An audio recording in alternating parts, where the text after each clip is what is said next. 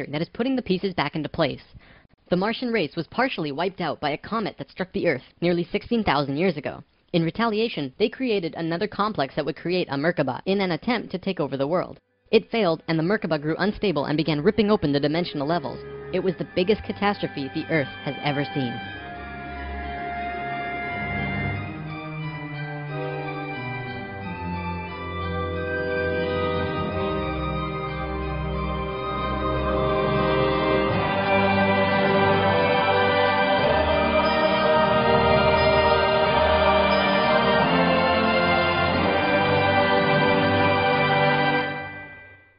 Something I should have mentioned last time. The reason the Nacals were special wasn't just because of their incredibly high consciousness, making them like guides of Atlantis. They also had achieved what today we call immortality. Let's just say they figured out a way to keep their body healthy and young for as long as they chose, and could choose to pass on whenever they desired it. When reincarnating, they do not suffer the great memory loss that we do when we incarnate. They did it through their expanded consciousness and tantric interdimensional sex meditations. This is how Thoth was a priest king of Atlantis for thousands of years and stayed on Earth until 15 years ago, when he gave all of his memories and understanding about sacred geometry to a man named Drunvalo Melchizedek. The Merkaba is formed out of 3 star tetrahedrons overlaid on top of each other. 2 of them are counter-rotating and the third is stationary. When the Merkaba is formed with the unity consciousness, it is formed internally with love. When it is formed externally through the Lucifer experiment, it does not have that love and can become unstable very quickly. The Martians' attempt at controlling the world took place on one of the small islands in the west of Atlantis. This place today is known as the Bermuda Triangle. It's a triangle because the top of the stationary tetrahedron of the Merkaba is actually sticking out of the water there, which causes a huge electromagnetic imbalance in that area. Many planes and boats have reported to have gone missing there. They just vanished without a trace. The imbalance is multidimensional, and in many cases these ships and planes have been sucked into different dimensions, never to be seen again. That Merkaba is still there on the seafloor today, but from what I know, it's going to be corrected soon. The Nacals did their best to save Atlantis. They sent most of the lower dimensional beings back, at least as many as they could, and sealed up the dimensional tear. Despite this, the situation got really bad, really fast. All of the economic systems collapsed. Financial, social, and all concepts of how life ought to be completely broke down. Everyone on Atlantis began getting sick with weird diseases, and the entire continent went into a state of survival. Life was no longer about living. It became about surviving until tomorrow. It was a literal hell on Earth. The Nacals had no idea what to do. They were children compared to the events that had been thrust upon them. So they prayed. They prayed to the highest levels of conscious life in the universe, asking for help from anyone who could hear them. The problem was reviewed on many high levels of life, who I am drawing as the Justice League because the 11th and 12th dimensions are completely incomprehensible to us in our current state. What they told us was this: we were going to fall. We were going to hit rock bottom, level 1, the lowest place we possibly could be in the universe and still survive. Also, we were changing polarity. We were no longer a female species, so we were starting from square one as a male species. And finally, and this was the shocker, we would only have 13,000 years to return to Christ consciousness. Normally, it takes hundreds of thousands of years for a species to get to Christ consciousness. We had to do it in a fraction of the time. If we didn't, we would not survive. This has never happened before in the universe, ever. Thoth, who was the priest king of Atlantis at the time, learned that they would have to perform this experiment on themselves. They received instructions from the highest levels of life and they went on their way. Thoth proceeded with a being named Ra and Aragat, who were previous kings of Atlantis, and began the experiment. To understand what they did, we have to talk about consciousness grids. A planetary grid is an etheric crystalline structure that envelops the planet and holds the consciousness of any one species of life. This grid does have an electromagnetic component associated with the third dimension, but it also has a component for every dimension as well. These grids are geometric, of course, and science will eventually discover that there is a grid for every species in the world. Each of these grids have their own geometry and are unique. There's not another one like it, just as the species itself are unique. These grids give off light as well, and from space they can be seen as the source of the bluish glow around the Earth. What Thoth and friends had to do was create a synthetic Christ consciousness grid, allowing humans to ascend to Christ consciousness in a very short time. But first, let's talk about the science behind the grid. Perhaps you've heard of the 100th monkey experiment. Over a span of 30 years, scientists were researching a species of monkey called Macaca fuscata on an island in Japan. They were providing the monkeys with sweet potatoes by dropping them in the sand. The monkeys liked sweet potatoes, but they didn't like the sand and dirt so much. A few monkey children figured out that they could wash their sweet potatoes, and some of them taught the technique to their parents. Only a few of the adult monkeys did this though. This went on for some time, until one day, the monkeys who actually knew the technique hit critical mass. And bingo! The technique started spreading faster than it did before. Monkeys started learning it really easily across all of the Japanese islands nearby, as well as on the mainland. They knew that there had to be something that wasn't yet understood about how a species is connected to itself. So what did we do? We tried it on humans. Our research team made a picture out of human faces. About 100 faces hidden within a single picture, but at first glance, you could only see about 6 or 7. They did several surveys with a few hundred people in Australia and said, alright, find the faces. Most people could only pick out 6, 7, 8, 9 or so, not many more. After that, the research team went to Britain and aired the picture on a closed cable BBC special that was shown only in England. They showed where all of the faces were, every last one. Half of the research team, which stayed in Australia, did the experiments again with new subjects. And lo and behold, people were just naturally able to see more faces. After this experiment, they knew that something definitely connects us all, and the field of noetics is learning more about it daily. It's mass consciousness. In Lesson 11, I showed you the 3 levels of consciousness.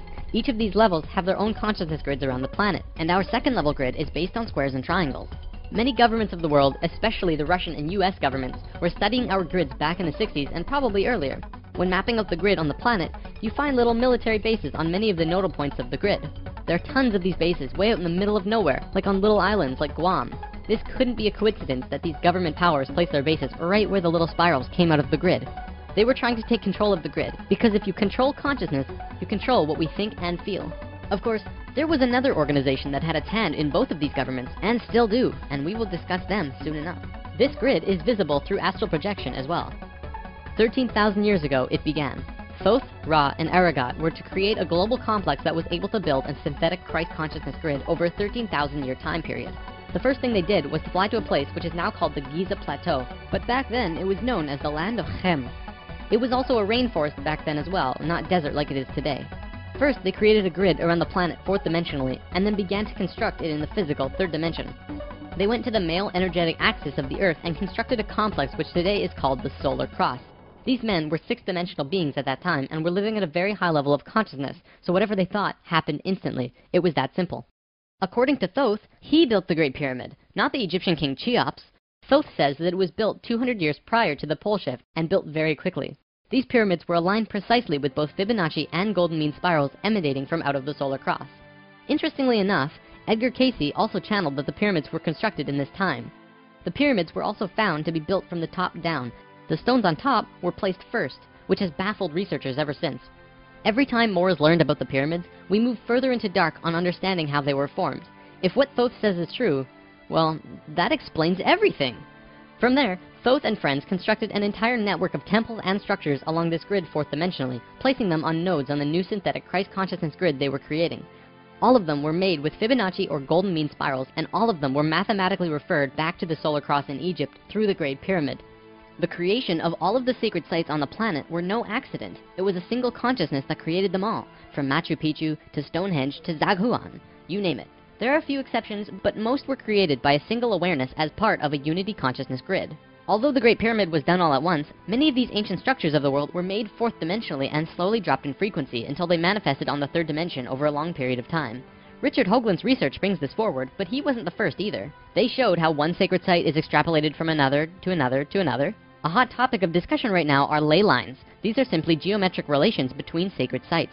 Archaeologists are now finding these huge connections between major spiritual sites in the globe, and now we know why they're connected. These sites had to be built physically so that the Christ consciousness grid could manifest. In a way, think of the physical sites as the wiring of a giant wireless electrical system, and then it needs about 13,000 years of continuous energy flow for it to actually turn on. And just so that you're not left in suspense, yes, the grid was completed. It came to life and is now active, though not really used. Congratulations, Earth! We actually survived. Not only has Thoth told us this in person, but he's also written it down in the Emerald Tablets. These tablets were left in the Great Pyramid thousands of years ago. There are 12 tablets in total, formed from a substance created through alchemical transmutation. They are imperishable, resistant to all elements and corrosion. Their atomic structure is fixed in place, and no change can ever take place. In that respect, they violate the material laws of ionization. These tablets share a great wisdom, and you can read them at over 100 different levels of consciousness, and you will always understand them differently. If you're interested in this stuff, you should definitely consider reading them. As you can probably tell, Thoth plays a pretty large role in what happened. Most of this information comes from him. Thoth also provided most of this information about the flower of life and its geometric relationship to consciousness with us, and this stuff is tied intimately to the geometry of the universe. Considering the quality and quantity of information that he has shared, it makes you really start considering that this next part can be true. The Great Pyramid has a legendary missing capstone. According to the Emerald Tablets, deep under the Great Pyramid there's a room called the Hall of Records. This room was not built by Thoth and long predates the Atlantean civilization. Within the Hall of Records is the capstone of the pyramid, which is 5.5 inches high, solid gold, and completely holographic image of the Great Pyramid. It has all of the little rooms and everything. However, this leaves us with a 24 square foot piece of the Great Pyramid that's missing. If what Thoth says is true, that missing piece actually belongs to a very special airship that exists on Earth. And the way to the airship is through the Sphinx. The Sphinx, according to Thoth, is not 12,000 years old, but dates back over 5.5 million years on Earth. Deep under the Sphinx, about 1 mile down, is a round room with a flat floor and flat ceiling. Inside this room is the oldest synthetic object on Earth. The object is about 2 city blocks in size. It's round like a disc and has a flat bottom and top. It is also only about 3 atoms thick, except for a pattern on the top and bottom which looks like this. This pattern is 5 atoms thick. Thoth says that it's powered by consciousness, thoughts, and feelings, and connects with your own living Merkaba, which means that it becomes an extension of you and your own energy fields. The ship is also intimately connected with the spirit of the Earth, and is the protector for the whole planet. Thoth built the pyramid the way he did to fit with the ship. When on top of the Great Pyramid, it creates this image from above. The disc ship has a circumference equal to the perimeter of the Great Pyramid. As we discussed in Lesson 11, whenever that ratio appears, life occurs. This ship can only be used by the purest of souls.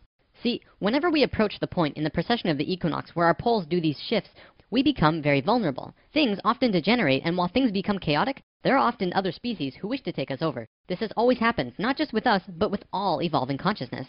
Every time a takeover seems imminent, a very pure person will find their way to the ship and raise it into the air. The Earth and Sun will connect with that person and give him or her great power. Then, whatever that person thinks and feels will happen. And think about it. If consciousness is the primary core component of the entire planet, does it not make sense that it would have its own defense mechanism? This defense is an airship that plugs into the Earth and the Sun, allowing the Earth to have protection. Our takeover event actually already happened, the same year the Christ grid was activated. The year was 1989, and we were having some troubles with the Greys, a race of ETs who were slowly plotting takeover due to a previous scuffle we were having. A very pure woman in Peru made the ascension process into the Christ consciousness grid and found the ship. She tuned it to the frequency of the 4th dimension, where she raised it through the Earth and into the air, and manifested a situation for the Greys to leave. Within a very short time, the Greys began getting sick, and remained sick for as long as they stayed here. They have been forced to leave for now, and we are once again safe. The ship is a warship in that whatever race is trying to take over, the person will just think them away, think up a situation, and force them to leave. Returning to the events on Atlantis, after completing the complex in Egypt, Thoth and pals returned to Atlantis, where they waited for about 200 years until that critical point on the precession of the equinox where the poles would shift. They knew that Atlantis would sink, and they would be ready.